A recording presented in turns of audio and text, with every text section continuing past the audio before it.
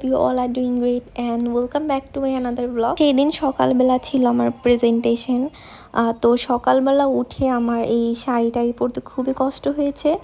এরপরও আমি শাড়ি পরেছি কারণ সেদিন আমার ছিল ভার্সিটি লাইফের লাস্ট প্রেজেন্টেশন। আমি ঠিক মতো শাড়ি পরতে পারি না, একদমই উল্টাপাল্টা হয়। তো শাড়ি পরতে গিয়ে আমার একটু লেট হয়ে যায় বের হতে হতে, এই জন্য আমার ভার্সিটিতে পৌঁছাতেও একটু লেট হয়ে যায়। কিন্তু আমাদের গ্রুপ মেম্বারের একজনের ফাইনাল এক্সাম ছিল, তার জন্য স্যার বলেছিল আমাদেরকে একদম লাস্টে প্রেজেন্ট করতে। আর এই তো আমি এরপর আমাদের ফাইনালি প্রেজেন্টেশন শেষ হয়ে যায়। আর এখানে সবাই হচ্ছে স্যারের সাথে পিক তুলতেছিল মেমোরি রাখার জন্য। আমি অনেক দিন পর ডার্ক কালার লিপস্টিক ইউজ করেছি, তো আমি বুঝতেছিলাম না যে আমাকে ঠিক লাগতেছে নাকি না, কারণ বেশিরভাগ সময় লাইট কালার লিপস্টিক ইউজ করে অভ্যস্ত। যাই হোক, এরপর হচ্ছে ক্যাফেটেরিয়াতে গেলাম আর এখানে সেই কিউটি পাইটার সাথে দেখা হয়েছিল, কিন্তু ও অনেক ভয় পাচ্ছিল। দেন আমি একটা অতি গুরুত্বপূর্ণ জিনিস খেলাম, যেটা আমি সকালে সময়ের অভাবে খেতে পারিনি। আর এটা হচ্ছে কেয়া কিউটি পাই। এরপর হচ্ছে বের হয়ে যাব, তাই এখানে একটু স্ন্যাপ নিলাম কয়েকটা। আর এখানে হচ্ছে ভার্সিটির কাঁঠাল, যেটা কাউকে খাইতে দেয় না, ধরতেও দেয় না, কিন্তু এটা দেখে আমার অনেক লোভ লাগতেছিল। এরপর বের হয়ে আমরা অতিরিক্ত রোদের মধ্যে অনেক অনেক পিক তুললাম।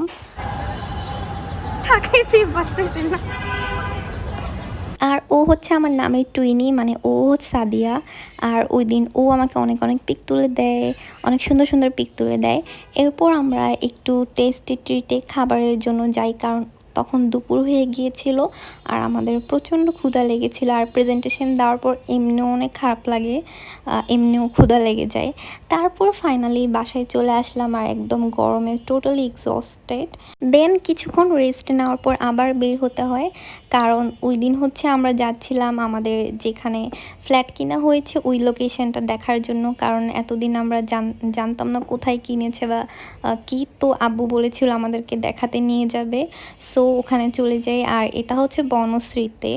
ওই দিন বাইরে প্রচণ্ড প্রচণ্ড রোদ ছিল, আমি অলরেডি অনেক টায়ার্ড ছিলাম, তার উপর এই রোদের মধ্যে বের হয়ে আমার একদম মাথা ঘুরেছিল, আমার মনে হচ্ছিল যে আমি একদম পড়ে যাব।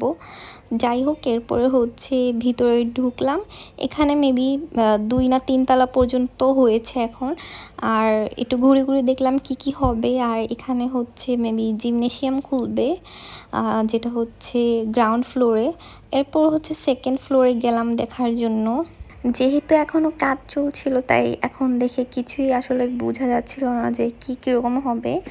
আর আমার এটা মনে পড়লে অনেক খারাপ লাগে যে আমাকে আমার এলাকা ছেড়ে চলে যেতে হবে, কারণ আমার এলাকার সাথে আমি এখন অনেক অ্যাটাচড। তো আমি এটা হচ্ছে নিতেই পারতেছিলাম না যে আমাদেরকে এলাকা ছাড়তে হবে। আর এটা দেখে আমার একদম গোসল করতে মন চাচ্ছিল এটার মধ্যে গিয়ে, কারণ আমি প্রচণ্ড গরমে টায়ার্ড ছিলাম। এরপর একটু কফি খেলাম আর এখানে বড় মানুষের অনেক বোরিং আলাপ চলতেছিল। এরপর আমরা এখান থেকে রওনা দিলাম, দেন বাসায় চলে এসেছি। আর এখন আমার ভয়েস ওভারে অনেক ব্যাকগ্রাউন্ড নয়েজ আসে, কারণ আমরা একটু নিচের দিকের ফ্লোরে শিফট হয়েছি, তো এখান থেকে রাস্তার খুবই সাউন্ড আসে। আমি জানি না এটা সলিউশন কি, আমি দরজার জানালা সব অফ করে রাখি, এরপরও কীভাবে যেন অনেক সাউন্ড আসে। আর ক্যান্ডির একটা অভ্যাস হচ্ছে, আমরা যতবারই চুল খুলে শুই ও এসে আমাদের চুল খাওয়া শুরু করে দেয়। তো যাই হোক, আজকের ভিডিওটা আমি এখানেই শেষ করছি। Thanks for watching.